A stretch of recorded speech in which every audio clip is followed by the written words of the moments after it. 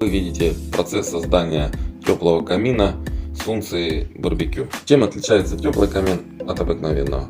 Тем, что между облицовкой и шамотным ядром оставляется расстояние, в котором происходит циркуляция и нагрев холодного воздуха. Холодный воздух поступает в подтопочное пространство и, проходя внутри шамотное ядро, нагревается и выходит выше карниза. Спасибо за внимание. Подписывайтесь на наш канал и профиль в Инстаграме. Ссылка в комментариях.